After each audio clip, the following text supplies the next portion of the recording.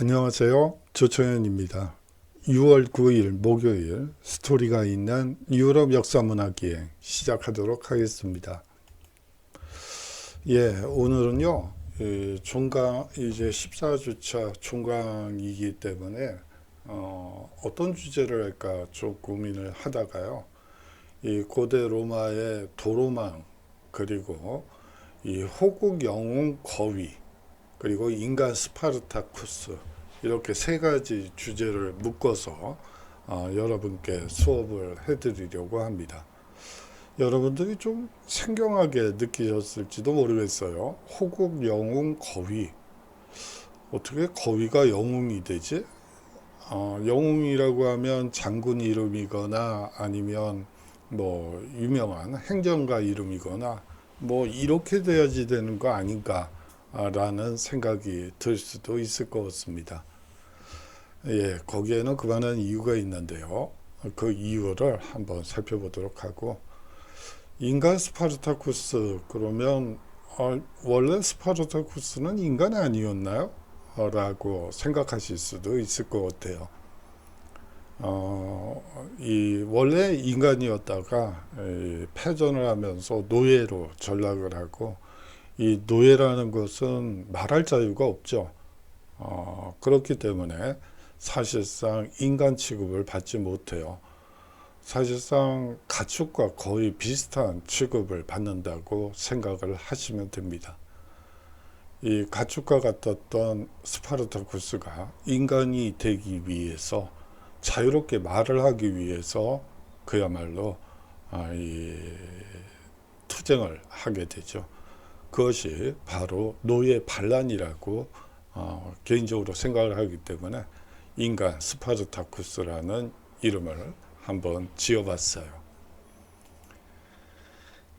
오늘 강의는요, 앞서 얘기한 바대로 이 고대 로마의 도로망이 지닌 의미를 먼저 살펴보고요. 다음으로 이 공화정을 지킨 호국거위 그리고 인간 스파르타쿠스에 대해서 살펴보도록 하겠습니다. 이를 통해서 이 도로망이 로마에 미친 영향을 살펴보고요. 이 호국 영웅 거위를 통해서 이 외세의 압제와 이민족의 침략을 극복한 로마 그리고 그러한 위기를 극복한 로마가 이 대제국으로 성장하게 되죠.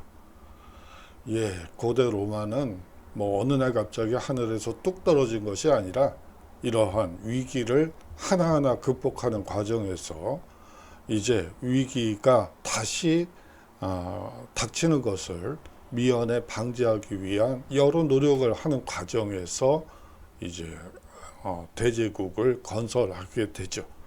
그 과정을 한번 살펴보도록 하겠습니다. 이 마지막으로요, 이 고대 노예제 사회의 특징에 대해서도 한번 간략히 살펴보도록 하죠. 고대 로마의 도로망입니다. 지중해 도처에 지중해죠. 이 도로망이 구축되어 있고요. 이 영국까지도 이 도로망이 구축되어 있고 그야말로 모세혈관처럼 여러 지선들도 많이 닦여 있다는 것을 여러분들이 보실 수 있습니다. 로마 도로망의 의미부터 살펴보도록 하죠. 이 모든 길은 로마로 통한다는 얘기가 있죠. 모든 길은 로마로 통한다. 로마가 정복 과정에서 구축한 직선도로는 세계를 지배하는데 큰 도움이 되었습니다.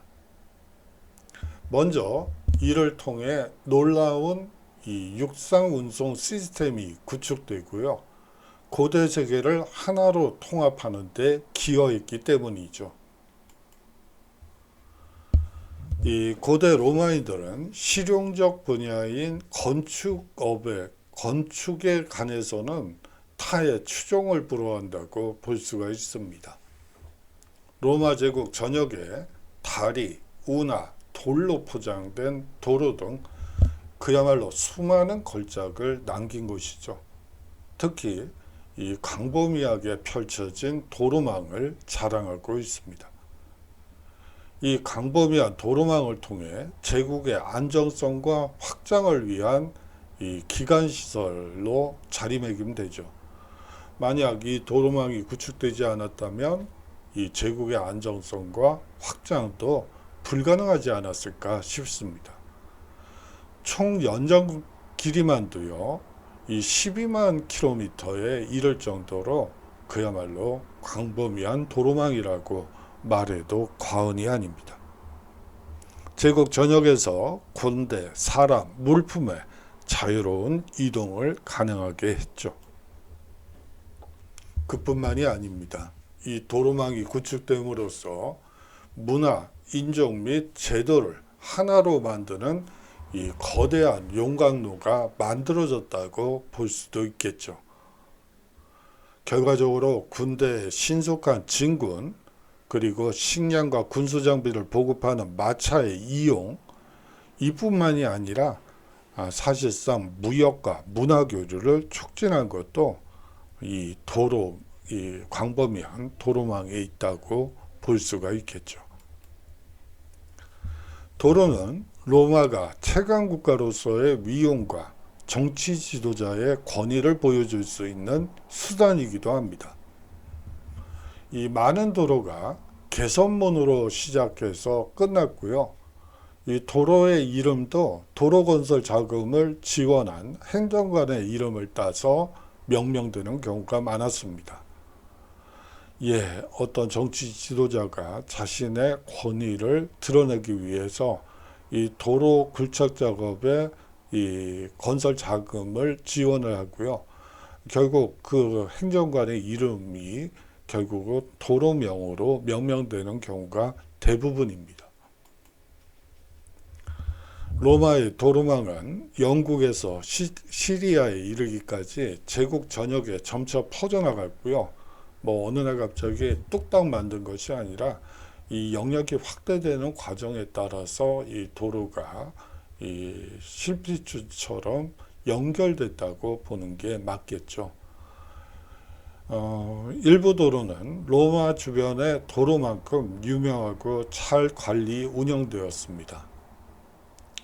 예를 들어서 이 비아 도미티아, 이 도로는 도미티아 가도라고 얘기를 하는데요. 이 기원전 116년에 이 도로 건설이 시작됐습니다. 이 가도는요, 이 프랑스 알프스에서 피레네 산맥까지 이어졌고요. 스페인 전역에서 병력 이동에 매우 중요한 도로로 활용되게 됩니다. 이 발칸반도를 건너 이 비잔티움에서 끝나는 비아 에냐티아, 이 도로도 기원전 2세기 중반에 시작됐던 이 에냐티아 가도가 있는데요. 이 가도가 있어서 제국의 서부와 동부를 잇는 중요한 육로가 됩니다. 결과적으로 시간이 지나면서 이 모든 길은 로마로 통한다는 말이 완성됐다고 볼 수가 있습니다. 원래부터 그런 것이 아니라 이 제국이 이제 서서히 확장되는 과정을 통해서 서서히 구축되었다고 볼 수가 있겠죠. 사실상 군사력의 열쇠는 바로 도로망이었습니다. 이 도로의 여왕이라는 별명을 가진 아피아 가도는 기원전 312년에 건설되었고요. 제2차 삼리운 전쟁 동안 카푸아에서 공화정 로마와 동맹국 사이에 보급로 역할을 하게 됩니다. 그 이후로 도로 시스템은 종종 로마의 정복 과정에서 구축되어 가게 되죠. 로마 군단이 먼저 유럽을 가로지르는 길을 개척하면 로마인들은 점령한 도시를 로마와 연결하고 식민지로 만들기 위해 새로운 도로를 건설하게 됩니다. 직선 도로는 로마 군단이 적보다 속도를 내 기동할 수 있도록 해주었지만 제국의 일상적인 유지에도 도움이 되었죠. 군 병력의 이동 시간이 단축되고 행군의 피로도가 낮아짐에 따라 발이 빠른 군단은 외부 위협과 내부 봉기에 대응하기 위해 하루에 32km로 이동이 가능했습니다. 로마 세계의 가장 고립된 지역조차도 긴급 상황 발생 시 신속하게 병력이 공급되거나 강화되어 국경 전초기지에 거대한 병력을 둘 필요성이 줄어들게 되었죠.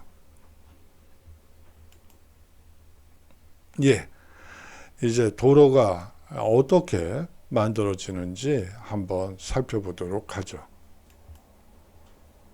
이 토지 측량사는 조준제를 사용해서 한 목적지에서 다른 목적지로 가는 가장 직선 경로를 공들여 도표로 작성함으로써 이 도로 건설 과정을 시작한다고 볼 수가 있습니다. 그 결과 도로는 종종 가파른 언덕을 곧게 닦기도 하고요.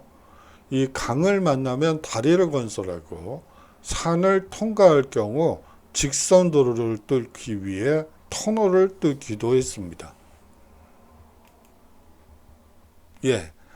고대 로마의 시대에 닦았던 이 터널이 지금 보이는 이 터널이라고 볼 수가 있습니다. 터널은 긴 우회로를 피해야 하는 경우 쓰는 공법인데요. 지금도 남아있는 로마의 터널은 기원전 1세기에 건설된 3개의 터널입니다. 길이 1km에 달하는 큐메아 터널, 그리고 705m에 달하는 클립타 네아폴리타노 터널, 그리고 780m 길이의 그로타 디 세아노 터널이 대표적입니다. 이 터널은 양쪽 끝에서 굴착하여 건설하기 때문에 이 양쪽 끝이 만나는지 확인하기 위해서 때때로 갱도를 위에서 뚫어 이 작업의 진행 상황을 확인하기도 하죠. 갱도를 활용하여 이 굴착 속도를 높이기도 하고요. 이 안반을 제거하기 위해 두 각도에서 작업하는 것이 가능했습니다. 그럼에도 불구하고 이 단단한 암석을 만나게 되면 작업 속도는 더딜 수밖에 없었죠. 단단한 암석을 뚫고 작업할 때 진행 속도가 하루 30cm 정도로 아주 느려 이 터널이 완공되는 것은 수년이 걸리기도 합니다. 도로 설계를 한번 보도록 하죠. 주로 군인들이 직접 건설하는데요. 엔지니어들은 이 고대 로마 군단의 정규군이었고요. 이 도로, 요새, 수로 및 교량 건설 모두 공병대가 맡게 됩니다. 공병대는요, 이 도로를 건설하기 위해 쓸 수 있는 모든 재료를 사용하고 있죠. 이 도로 건설을 위한 일률적인 고대 로마 공법이라는 것은 존재하지 않습니다. 건설 공법은 지리적 위치, 지형, 지질 구조, 그리고 사용 가능한 재료에 따라 다양하게 열려 있다고 보실 수 있겠죠.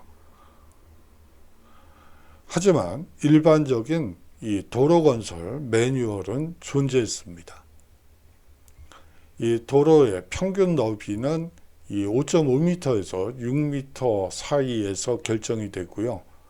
이 내구성과 평탄도를 유지하기 위해 이 91cm의 얕은 도랑을 파고 도로의 양쪽을 따라 작은 옹벽을 세우는 것으로 이 작업이 시작된다고 볼 수가 있겠죠. 이 작은 옹벽이라는 것은 결국은 차도와 인도를 구분하는 경계석이라고 여러분들이 생각하시면 됩니다. 이 도로의 바닥 부분은 보통 평평한 흙과 모르타르 또는 작은 돌로 덮인 모래로 기초를 다지게 되고요. 그 다음에는 석회 모르타르로 시멘트를 바른 자갈이나 자갈의 기초층을 다지게 됩니다. 마지막으로 도로는 석회가 섞인 자갈 표면으로 마무리되게 되죠. 하지만 이거는 어디까지나 표준적인 매뉴얼이고요. 이 주변 마을에 흔히 구할 수 있는 이 화산 응해암 또는 자갈, 현무암 또는 석회암 포장돌로 마감 처리를 하게 됩니다. 그뿐만이 아니고요. 이 도로를 제대로 유지, 관리, 보수하기 위해서 이 도로는 빗물이 측면을 따라 흘러갈 수 있도록 중앙에서 연서까지 의도적으로 약간 기울어졌고요. 이 많은 도로에는 배수로가 있게 마련입니다. 보행자를 위한 포장된 자갈길은 일반적으로 도로의 양쪽을 따라 1에서 3m의 폭으로 나뉘게 되고요. 길과 도로를 구분하는 연석이 마련되어 있습니다. 이 길에 3m 혹은 5m마다 이 연석에 더 높은 블록이 설정된 경우도 있는데요. 이 블록은 사람들이 말이나 마차에서 내리거나 이 말이나 소, 당나귀에 물건을 실을 수 있게 건설되었다고 볼 수가 있겠죠. 더 번잡한 주요 도로에는 교통체증이 현재와 같이 발생하는 경우도 있었습니다. 이 고속도로를 가다 보면 이정표를 만날 수 있겠죠. 어디까지 몇 킬로미터 남았다 라고 되어 있는 여러분들이 이정표를 만날 수 있는데요. 이 고대 로마의 도로망에도 이정표가 존재하고 있습니다. 이 고속도로의 도로 표지판과 마찬가지로 돌기둥은 가장 가까운 마을까지의 거리를 알려주고 여행자에게 가장 좋은 휴게 장소가 얼마나 남았는지 알려주는 역할을 하게 되죠. 하지만 이정표의 또 다른 이 특징 중에 하나는 책임 소재를 분명하게 하기 위해 도로가 건설된 시기, 건설 책임자, 마지막으로 수리한 사람에 대한 정보를 적어 놓습니다. 이 도로가 끊긴다거나 여러 이 관리 소홀이 있을 수도 있겠죠. 거기에 대한 책임 소재를 명확히 하기 위해서 누가 건설을 하고 언제 건설을 했으며 누가 이 수리를 했는지를 명확히 적고 그에 따라 이 책임을 묻게 되는 거라고 생각하시면 됩니다. 이 모든 길은 로마로 통한다는 생각을 구현하기 위해 아우구스투스 황제는 소위 황금 이정표를 로마노 포rum에 설치하게 되죠. 여기서 이제 포럼이라는 말이 있는데요. 이 포럼은 간단히 얘기를 하면 우리식으로 얘기를 하면 광장이라고 보시면 됩니다. 이 로마노 광장에 이 황금 이정표를 세웠는데요. 이 황금 이정표는요, 금박을 입힌 청동으로 주조되었고요. 이 도시의 모든 성문까지의 거리가 나열되어 있습니다. 사실상 제국 도로 시스템의 수렴 지점에 이 황금 이정표를 세우고 제국의 이 위용을 드러내고자 한 거라고 볼 수가 있겠죠. 고속도로를 달리다 보면 여러분들 아무래도 휴게소에서 잠시 쉬었다 가야지 되겠죠. 이 고대 로마의 이 도로에도 휴게소와 역참이 있게 마련입니다. 로마의 도로에도 역참과 휴게소가 존재합니다. 이 공문서를 전달하는 관리가 다른 말로 갈아탈 수 있는 역참은 매 16km마다 위치해 있고요.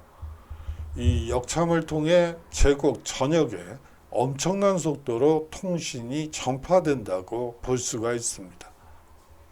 또한 세금을 운반하는 임무를 맡은 제국의 특사들에게 이 역참은 특히 중요했죠. 역참에서 쉴 수 있었기 때문에 도로 이용자들은 하루에 96km까지 이동할 수 있었고요. 이 도로 이용자들도 대략 32km마다 있는 도로변 휴게소에서 휴식을 취할 수 있었습니다.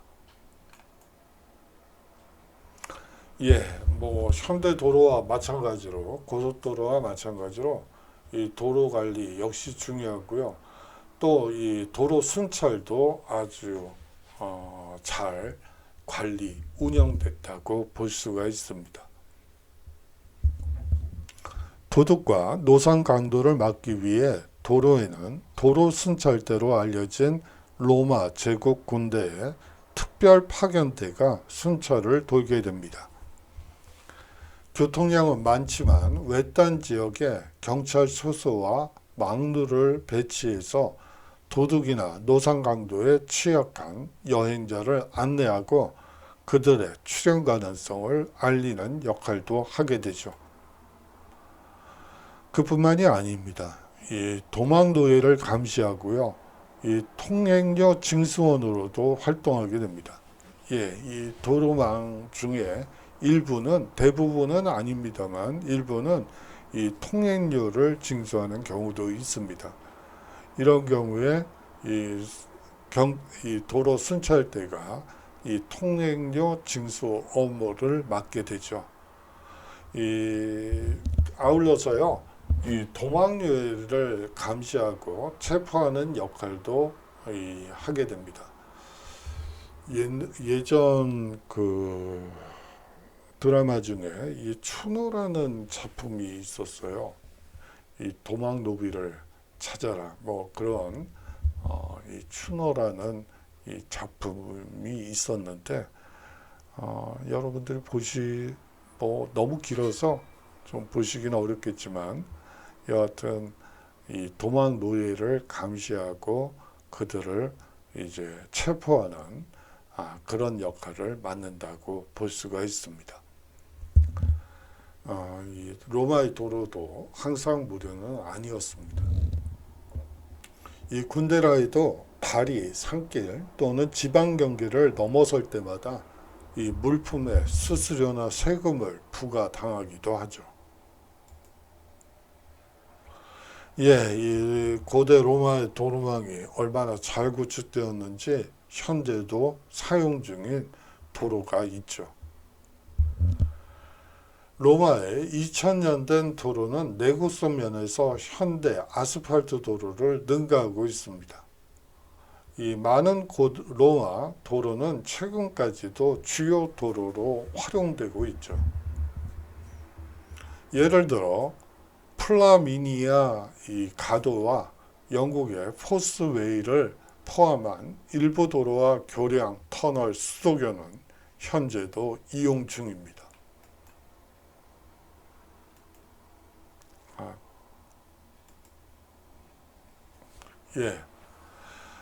다음 주제로 거위와 스파르타쿠스로 넘어가도록 하겠습니다. 거위털이 날리고 있는데요. 이 거위가 어떻게 호국영이 될 수 있었는지 한번 살펴보도록 하죠.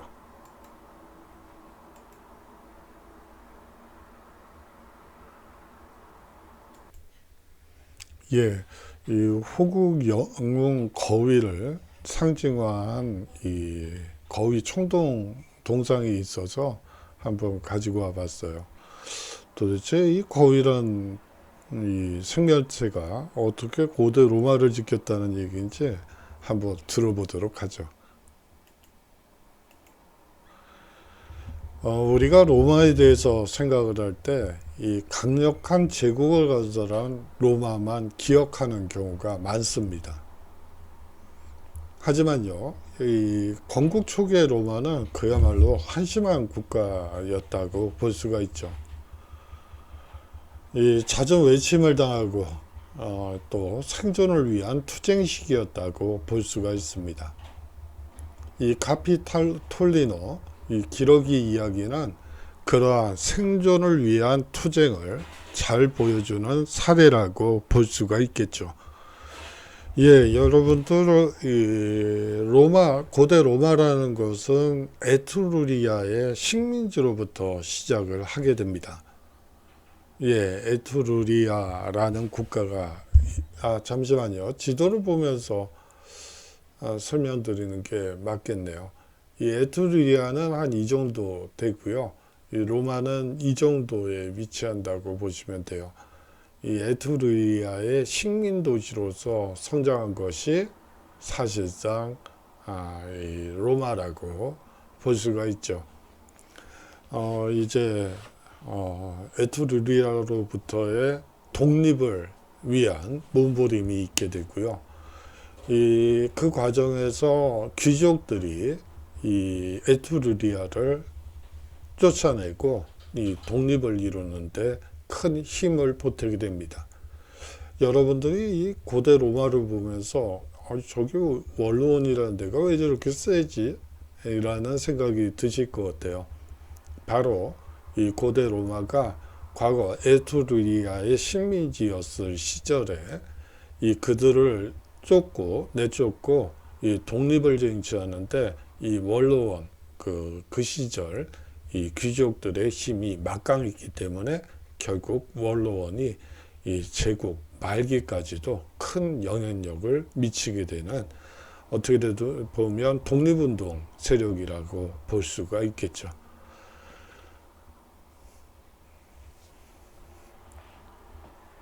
기원전 387년 이 갈리아인은 알프스를 넘어 이탈리아 반도로 대규모 침공을 감행하게 됩니다. 예, 앞서 이 지도에서 보시는 것처럼 로마는 서서히 이탈리아 반도를 통일하고 있었던 고무렵이라고 보시면 돼요. 그런데 이 갈리아족이 이 알프스를 넘어서 이 로마로 침공에 들어오게 되죠. 갈리아 부족민에게 새로운 땅을 나눠주고 노략질을 하기 위함이었다고 알려지고 있습니다. 이 당시 로마 공화국은 어느 정도 안정기에 접어든 상황이었죠. 로마는 인근 국가를 정복하거나 조약을 맺어 영역을 넓히는 확장기였습니다. 예, 로마는요, 사실 이 영역을 확장하는 과정에서 무력보다는 이 조약을 맺는 방식으로 이 영역을 확장시키게 됩니다. 뭐 이런 식이죠. 뭐 과거의 전쟁, 로마 이전의 전쟁에서는 어떤 세력이 한 지역을 이제 쳐들어가면 노예가 될래 아니면 죽을래, 이 두 가지 조건밖에 없었습니다. 그러면 사생결단으로 싸울 수밖에 없죠. 뭐 선택지가 없죠. 그런데요, 이 로마라는 나라는 거기에 선택지를 하나 더 주게 돼요. 죽을래, 노예가 될래, 아니면 로마 시민이 될래. 그러면 머리가 복잡해지겠죠. 아이고, 죽으라고 싸워서 노예가 되는다, 죽는다. 그것뿐만이 아니고 로마 시민이 될 수도 있다. 그리고 보니까 주위에 그러한 조건을 수락하고 로마 시민권을 획득한 인근 국가들이 많았죠. 그걸 보면서 사실상 스스로 성문을 여는 이 국가들이, 도시국가들이 많아졌다고 볼 수가 있죠. 그야말로 로마는 싸우지 않고 영역을 확장시키는 이 기술을 처음부터 개발했다고 볼 수가 있습니다. 예, 이 원안에 빨간색으로 칠해진 부분이 이 갈리아 침공 당시 로마의 영토였고요. 이 사실상 영토는 아주 보잘것없지만 많은 이웃 국가들과 상위 방위 조약을 통해 이 사실상 동맹 관계를 형성함으로써 이 튼튼한 이 영역을 확장시켜 나가고 있던 시기라고 볼 수가 있습니다. 아울러서 그때까지 로마는 이웃 국가와의 전투에서 패배를 몰랐죠. 이 로마인들은 자신들이 누구와 싸우고 있는지 전혀 몰랐습니다. 이 갈리아인들이 쳐들어왔을 당시에 이 갈리아라는 사람들이 도대체 어디에서 어떻게 사는 사람들인지, 뭐 병력이 어느 정도 되는지 전혀 모르는 상황이었다고 볼 수가 있겠죠. 사실상 경험은 더 넓은 세상에 대한 개념을 형성해 준다고 볼 수가 있겠죠. 아울러서 국경을 넓히고 싶다면 더 강해져야 함을 깨닫게 하는 순간이기도 합니다. 이 카피톨리노 거위의 전설을 한번 보도록 하죠. 로마인들은 이 북쪽에서 갈리아인들의 침공 소식을 듣고 전투를 준비하게 됩니다. 갈리아인들은 로마인들이 상상했던 것 이상이었죠. 당시 기록에 따르면 이 갈리아 전사들은 알몸으로 싸웠고, 이 몸에는 문신이 새겨져 있었고, 머리와 얼굴은 뒤틀리고 잔인했다고 기록되어 있습니다. 뭐 갈리아 전사들이 설마 이렇게 싸우진 않았겠죠. 알몸으로 뭐 문신을 한 상태에서 머리와 얼굴이 뒤틀린, 어떻게 보면 괴물 같은 그런 모습으로 이 기록이 남아있긴 하지만, 뭐 갈리아 전사들 자체가 이렇게 싸우진 않았을 걸로 보여요. 어떻게 보면 갈리아의 이 잔인함을 이런 식으로 묘사한 거라고 볼 수가 있겠죠. 특히 갈리아 전사들의 전투 함성은 드높아서 로마군의 사기를 떨어뜨렸다고 합니다. 그들의 무기는 거대했고, 그 거대한 무기를 너무나 자유자재로 휘둘렀다는 것이죠. 이 갈리아 전사들이 이 로마를 완전히 점령하게 되거든요. 이 패배를 합리화하기 위해서라도 이런 식의 묘사는 반드시 필요했던 것으로 보입니다. 이 로마 병사들은 공포에 떨면서 꼬리를 내리고 성문을 빠져나가게 되죠. 그야말로 성문을 닫는 것도 잊어버린 채 그야말로 그냥 활짝 열고 도주할 정도로 이 갈리아의 침공에 이 속수무책으로 당할 수밖에 없었습니다. 이것은 로마와 이 갈리아가 평화협정을 체결을 하고요. 체결을 하는 모습인데, 이 저울을 배상금을 내는 이 기준이 되는 저울을 갈리아 것으로 할 것인지 로마 것으로 할 것인지를 두고도 상당히 이 신경전이 강했어요. 그런데 이 갈리아 저울을 사용하기로 결정이 내려지죠. 로마인들이 문을 열어둔 이유가 이 매복을 한 상황에서 기습 공격을 할지도 모른다고 판단한 갈리아인은 3일 후에야 로마에 입성하게 됩니다. 그동안 로마 시민들은 다른 지역으로 도주할 수 있었죠. 문을 활짝 열어놓고 이 로마 군들이 철수하는 모습을 보면서, 쟤네들이 왜 저렇게 문을 활짝 열어놓고 이 도망을 치지? 혹시 매복이 숨어 있나? 당연히 그런 의심이 들 수밖에 없겠죠. 그래서 이제 갈리아인들은 이 3일 동안 이 로마 성 내로 들어가서 혹시 이 매복이 숨어 있지 않나 예의주시하면서 이제 첩보를 입수한 후에 모두 도주한 사실을 알고 3일 후 로마에 입성하게 됩니다. 그동안 로마 시민들은 다른 지역으로 도주할 수 있었죠. 이 나머지 병사들은요, 이 카피톨리노 언덕에서 농성전을 전개하게 됩니다. 여기 농성전과 공성전이라는 말은 뭐 쉽게 얘기하면 이 성에 이 적군이 들어오지 못하도록 막는 것을 이 농성이라고 하고요. 이 농성을 하고 있는 이 성을 이 빼앗기 위해서 공격을 하는 것을 공성전이라고 얘기를 합니다. 이 갈리아인들은 로마인들이 겁쟁이라고 판단할 수밖에 없었죠. 로마로 들어가 약탈하고 불을 지르게 됩니다. 이 공성전을 통해 카피톨리노를 점령하려고 이 갈리아족들이 여러 번 시도를 하고요. 그에 따라서 이 농성전은 장기화되게 되죠.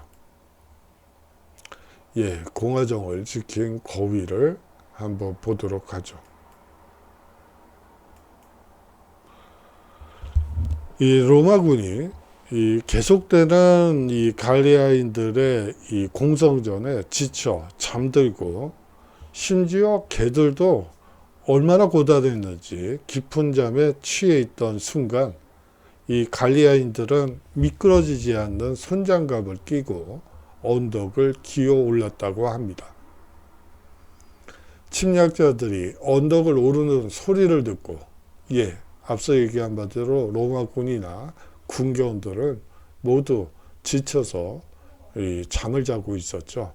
그런데 이 침략자들이 언덕을 오르는 소리를 듣고 이 거위가 난리법석을 피운 것이죠. 예, 만약 거위가 난리법석을 피우지 않았다면 아마 로마군은, 그리고 로마 군견은 잠을 자는 상태에서 그야말로 취약한 상태에서 이 파멸을 당했을 것으로 보입니다. 그런데 이 거위가 난리법석을 피움으로써 로마 군대가 일어나게 되죠. 이 마르쿠스 마니우스가 그 소리를 듣고 벌떡 일어났다고 합니다.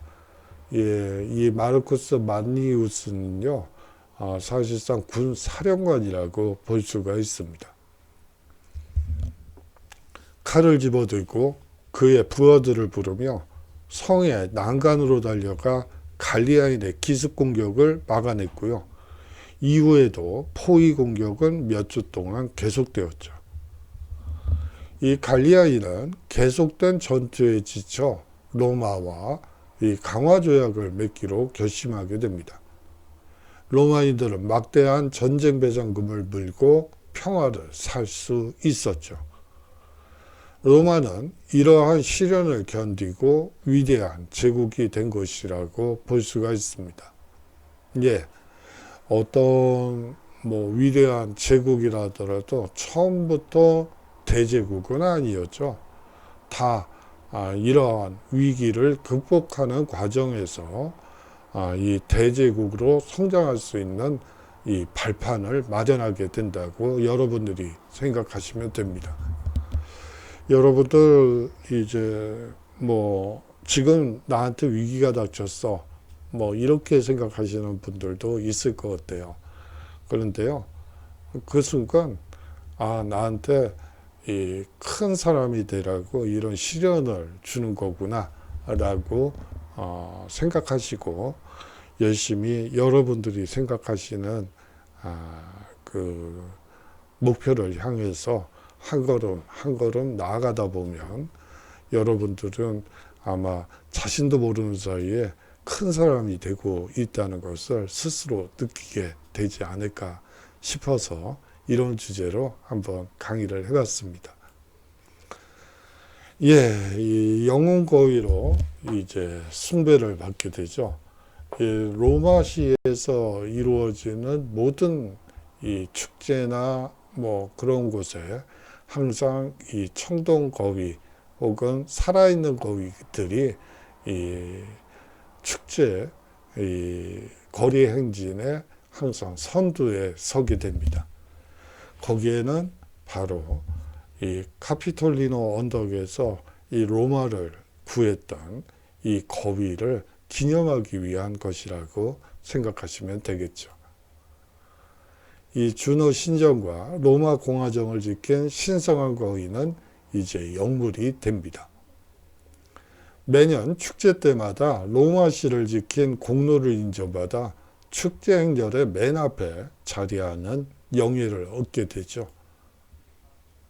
예, 카피톨리노 언덕을 한번 이 전쟁이 있었던 이 방어전이 농성전을 계속 전개했던 이 카피톨리노 이 언덕이 이 로마에서 차지하는 위치를 한번 보도록 하죠.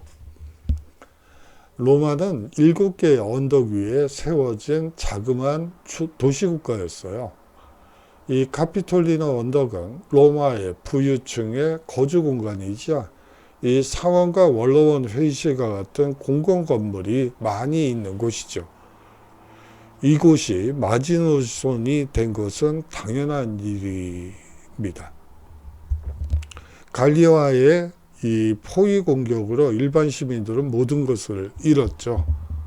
전후 시민이 집으로 돌아왔을 때 이 원로원은 아무 일도 없었던 것처럼 계속해서 사람들에게 이전과 같은 세금을 부과했습니다. 많은 빈곤한 많은 시민들이 채무자 감옥에 갇히고요. 이 거리에서 구걸하는 신세가 되거나 농토를 벌이고 산적이 되기도 하죠. 예, 우리가 보통 이 동아시아사에서는 유리걸식이라는 말이 있는데요. 이 농사짓던 땅을 버리고 세금이 올라가면서 이 세금 낼 돈이 없어지게 되면 이 땅을 버리고 이제 뭐 도시로 간다거나 아니면 산적이 된다거나 그런 현상이 벌어지는데 이 로마도 마찬가지 현상이 벌어진다고 여러분들이 생각하시면 될 것 같아요. 이 카피톨리노 언덕에서 갈리아족을 끝까지 막았던 이 마르쿠스 마니우스는 이 원로원의 이러한 행동을 비난했고요. 그는 전쟁으로 피폐해진 서민들을 위한 개혁운동을 시작하게 됩니다. 예, 다음으로 인간 스파르타쿠스를 살펴보도록 하겠습니다. 예, 이 스파르타쿠스 동상이 있어서 가지고 왔는데 뭐 과거부터 있었던 유물은 아니고요. 요 근래에 만들어진 것인데 한번 가지고 와봤습니다.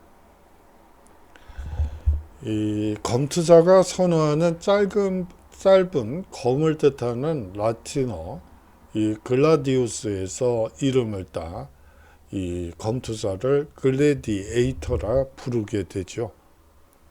이 초기 검투사들은 이 기원전 3세기 말에 로마에 패배한 삼나이트 이 전사들의 전투복을 입은 후 오른팔에 착용하는 화려한 장식의 투구, 이 방패, 장갑을 착용하게 됩니다.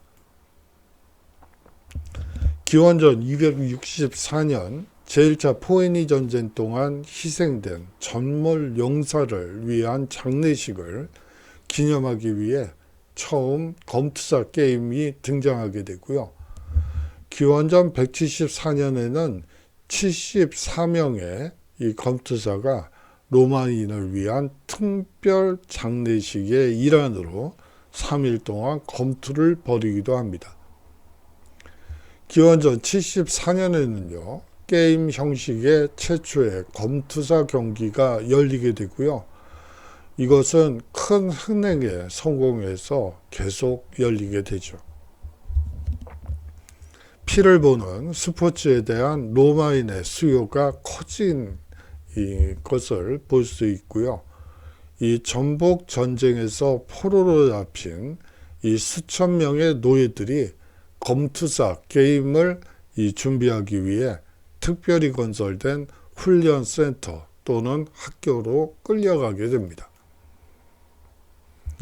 이 당시에 얼마나 흥행에 성공을 했는지 이 검투사 훈련 학교가 이 로마 인근의 우후죽순처럼 세워지게 되죠. 오늘날 나폴리 북쪽의 카푸아 마을 근처에 집중되어 있었다고 합니다. 학교에서 검투사들은 다양한 무기에 대한 적응 훈련을 하고요. 이 식이요법, 운동요법을 병행하기도 합니다. 징계와 체벌은 아주 가혹했고요. 예, 이 스파르타쿠스가 어떻게 이 노예 반란을 일으키게 되는지 그 과정을 한번 보면, 이 기원전 73년에 이 78명의 검투사들이 이 카푸아 근처의 렌툴루스 바티아투스 학교에서 이 반란을 일으키는 것은 결과적으로 이 심한 학대 때문이었습니다. 검투사들은 숙소에서 쫓겨나 부엌에서 발견한 식칼과 침으로 경비원을 제압한 뒤 운 좋게도 이 검투사의 무기를 다른 도시로 운반하는 이 마차를 발견하고요. 이 무기로 무장한 78명의 검투사는 돌연 강력한 전투력을 발휘하게 됩니다. 예, 사실상 어느 시기에 이 기원 전후 무렵에 이 노예 봉기가 상당히 일상화되고 있는 모습을 보이는데요.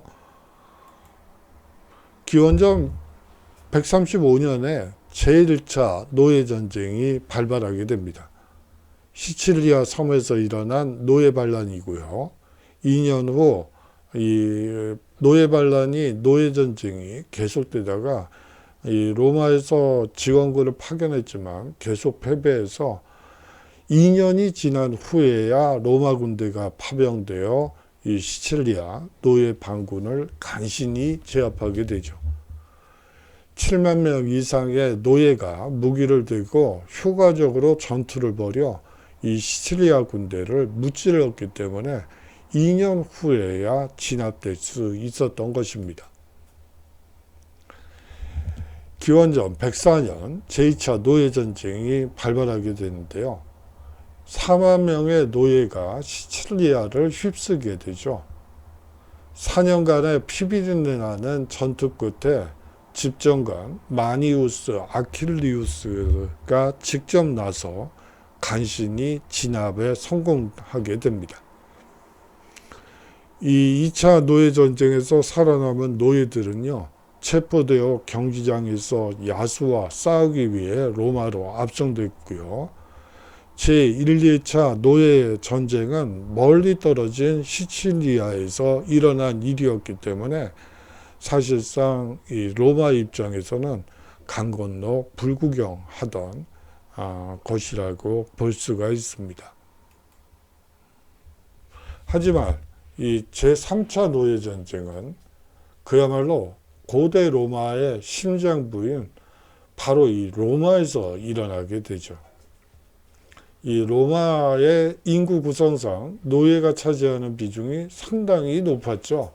거의 50%가 넘는다고 볼 수가 있습니다. 이 잘 훈련된 검투사가 지휘하는 도망 노예 군단은 이전의 노예 전쟁과는 차원이 달라도 너무나 달랐죠.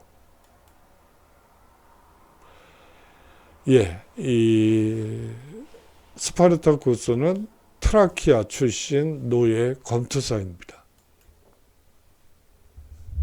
로마 공화국에서 일어난 노예 봉기 중 하나인 이 제3차 노예 전쟁에서 이 노예 반란군 지도자가 되기까지 이 스파르타쿠스의 삶에 대해 잘 알려진 바는 없습니다.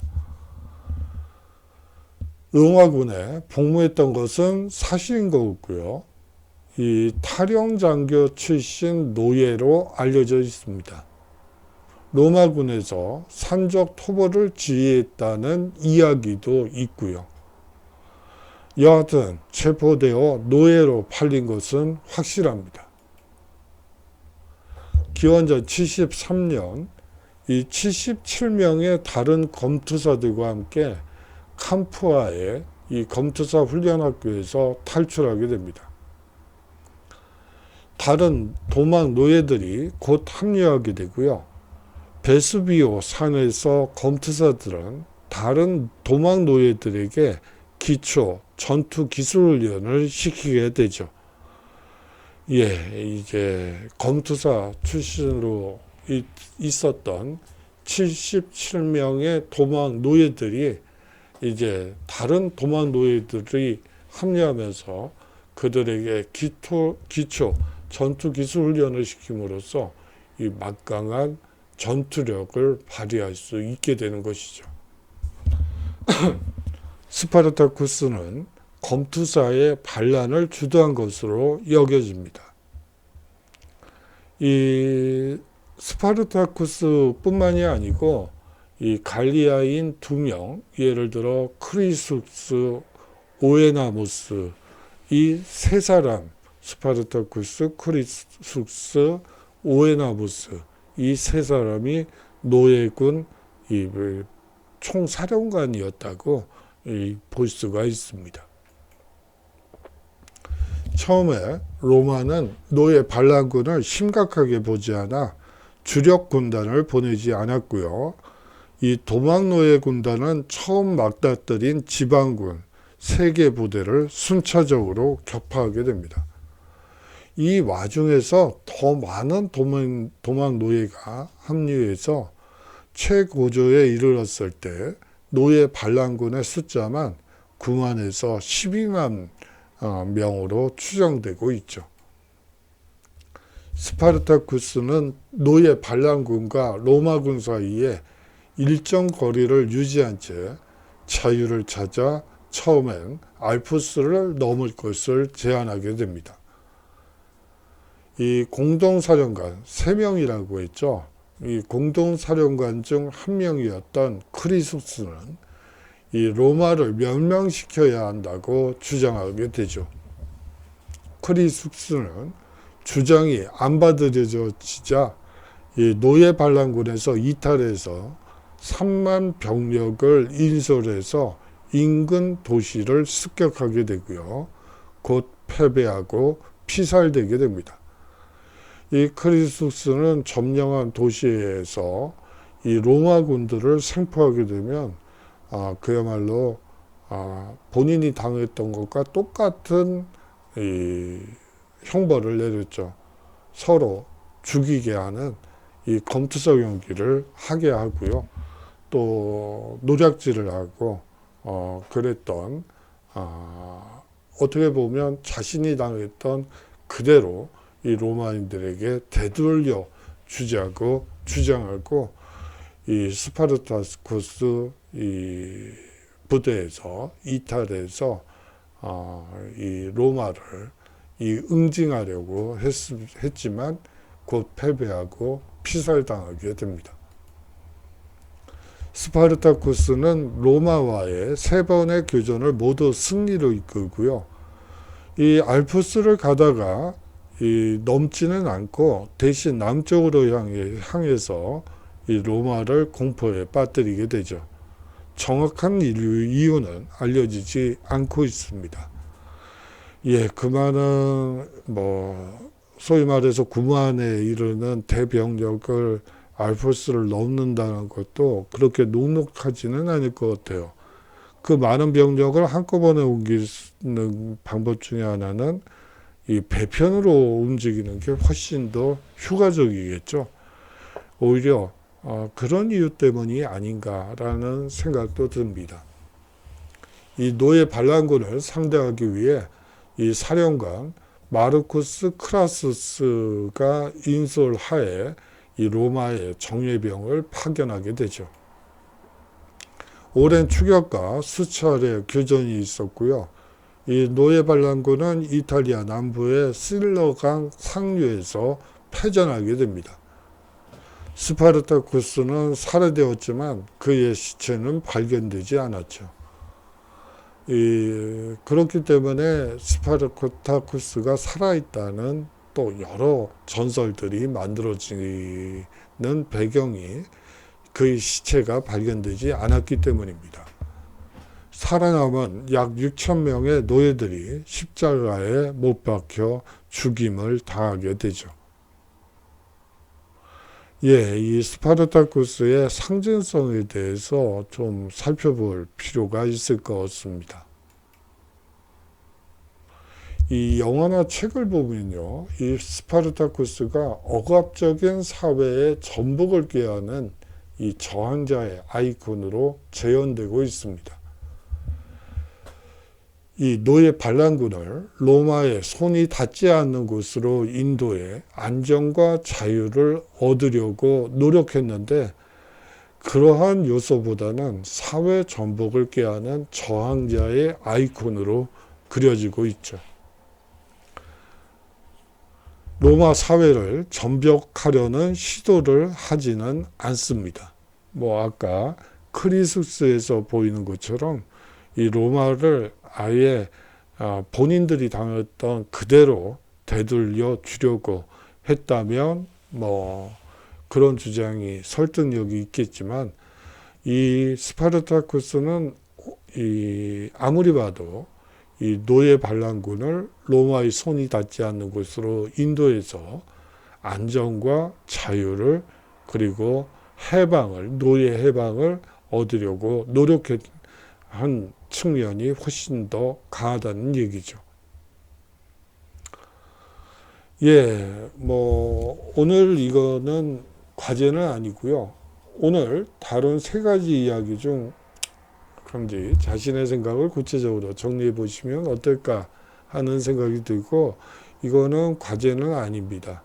여러분들이 그 생각 노트에 이 작성을 하셔서 이 사진이나 스캔을 떠서 저한테 보내주시면 될 것 같아요. 그런데 생각보다 생각 노트 과제를 작성해서 보내주시는 분들이 절반이 채 되지 않고 있어요.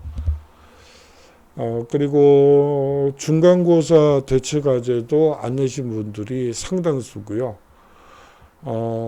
그렇기 때문에 여러분들이 그거는 좀 늦게 내더라도 한 10일까지 제출해 주시면 출석으로 그 점수로 인정해 드리도록 하겠습니다. 안 내신 분들은 반드시 10일까지 제출해 주시고요. 또 마지막으로 이 수업을 안 들으신 분들도 있는 것 같습니다. 좀 생각보다 많더라고요. 이 10일까지 이 강의를 열어놨으니까 그 시기까지 들어주시면 출석으로 인정해 드리도록 하죠. 예, 장시간 동안 수업 들어주셔서 감사하고요.